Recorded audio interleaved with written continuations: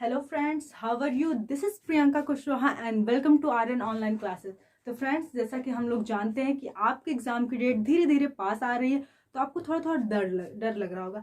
लेकिन डरने की ज़रूरत नहीं है, क्योंकि हम और हमारी टीम आपके साथ है और हम लगातार इंपॉर्टेंट टॉपिक पे वीडियो बना रहे हैं और आपको प्रोवाइड करा रहे हैं, ताकि आपकी तैयारी अच्छे से अच्छी हो सके।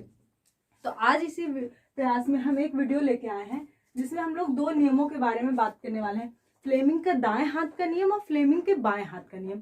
तो दाएं और बाएं हाथ का नियम बच्चे याद तो कर लेते हैं, लेकिन एग्जाम टाइम में भूल जाते हैं कि दाएं हाथ का नियम क्या था, बाएं हाथ का नियम क्या था, इसमें क्या अंतर है, उसमें क्या अंतर है। तो चलिए इसे हम समझाने का प्रयास करने जा रहे हैं और उम्मीद है आपको ये समझ में आएगा और इसे आप याद कर पाएंगे और एग्जाम टाइम में कंफ्यूज नहीं होंगे। तो वीडियो को स्टार्ट करते हैं। बाएं हाथ का नियम इधर समझा रहे हैं और ये इधर हो गया दाएं हाथ का नियम। फ्लेमिंग के बाएं और दाएं हाथ के नियम में 3 उंगलियों का इंपॉर्टेंट रोल है। ठीक है, ये हो गया तर्जनी, ये है मध्यमा, ये है अंगूठा। इन्हीं 3 उंगलियों का मेन इंपॉर्टेंट रोल है।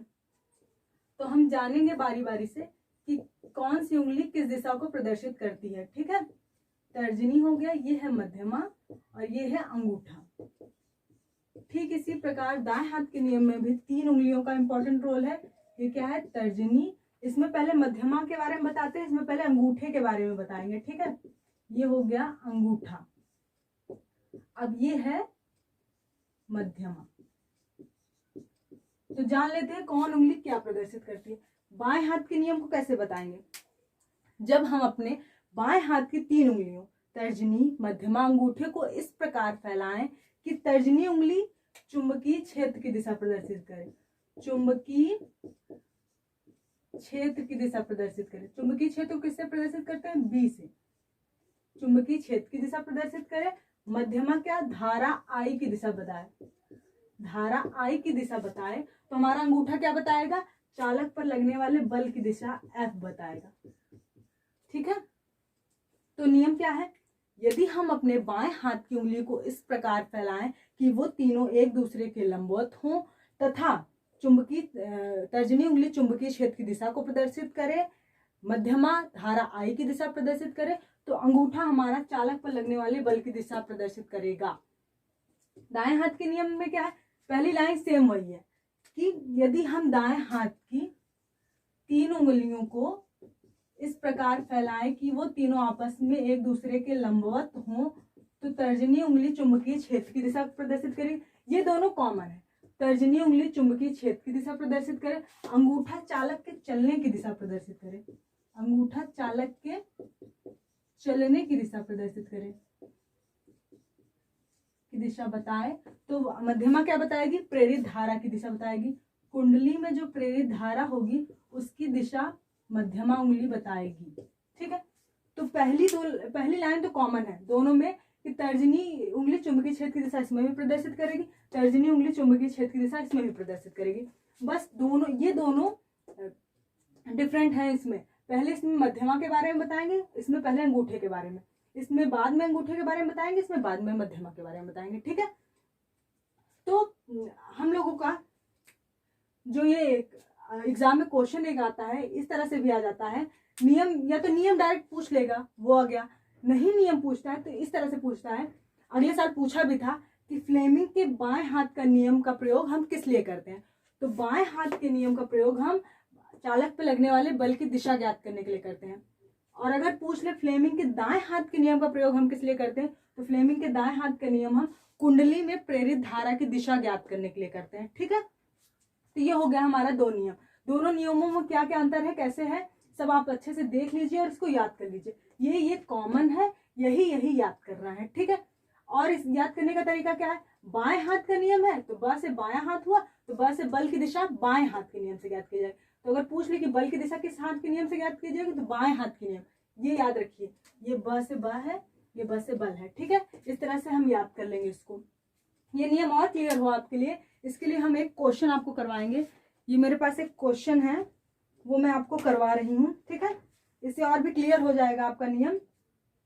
1 मीटर लंबे तार को, 1 मीटर लंबा तार है ये, 1 मीटर लंबे तार को 1.2 न्यूटन प्रति एम्पीयर मीटर के चुंबकीय क्षेत्र के लंबवत रखा गया है। इस 1 मीटर लंबे तार को चुंबकीय क्षेत्र के लंबवत रखा गया है। चुंबकीय क्षेत्र का मान क्या दे रखा है, ये चुंबकीय क्षेत्र लंबवत का मतलब समझ रहे हैं कि चुंबकीय क्षेत्र से 90 डिग्री के कोण पे रखा गया है इस लंबे तार को, ठीक है। 1 मीटर की लंबाई है इसकी। चुंबकीय क्षेत्र का मान भी दिया है, B = 1.2 न्यूटन प्रति एम्पियर मीटर। ये हो गया चुंबकीय क्षेत्र का ये मात्रक है। ये भी आपके ऑब्जेक्टिव क्वेश्चन में पूछ सकता है कि चुंबकीय क्षेत्र का मात्रक क्या है, न्यूटन प्रति एम्पियर मीटर। इसका एक मात्रक और है टेस्ला। अगर ये पूछ ले कि 1 टेस्ला बराबर क्या होता है, तो 1 टेस्ला बराबर 1 न्यूटन प्रति एम्पियर मीटर होता है, ठीक है। और फिर क्या दिया है, जिससे उस पर 2.4 न्यूटन का बल उत्पन्न हो रहा है। बल क्या दे रहा है, 2.4 न्यूटन का बल इस पे उत्पन्न हो रहा है।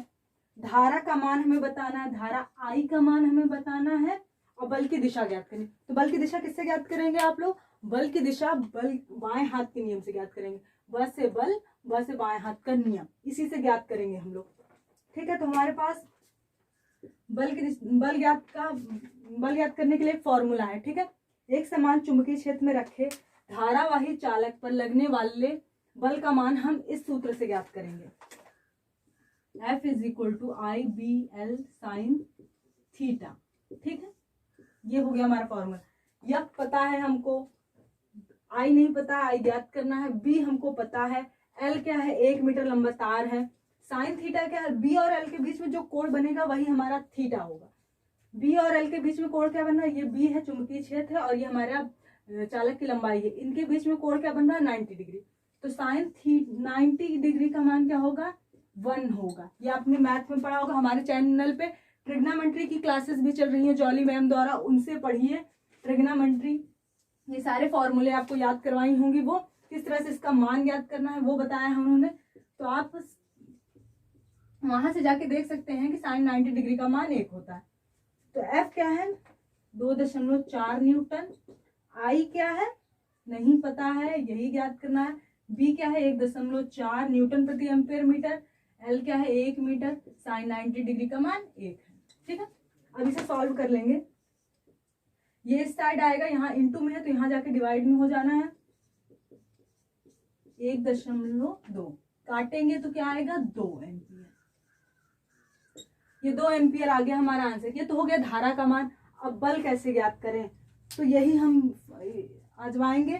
कैसे, ये क्या है, चुंबकीय क्षेत्र की दिशा प्रदर्शित करेगा। तो इसे चुंबकीय क्षेत्र की ओर कर देते हैं इस उंगली को। मध्यमा क्या प्रदर्शित करेगी, धारा I की दिशा प्रदर्शित करेगी। तो धारा I की दिशा, ये चालक तार है, इसमें धारा I ऐसे बह रही है, ठीक है।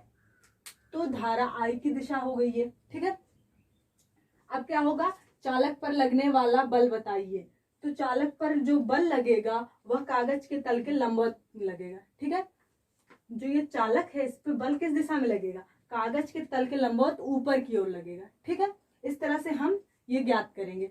उम्मीद है आपको वीडियो समझ में आई होगी और वीडियो पसंद आई होगी। अगर वीडियो पसंद आई है तो वीडियो को लाइक कर दें और अपने एग्जाम की तैयारी में ऐसे ही जुटे रहें।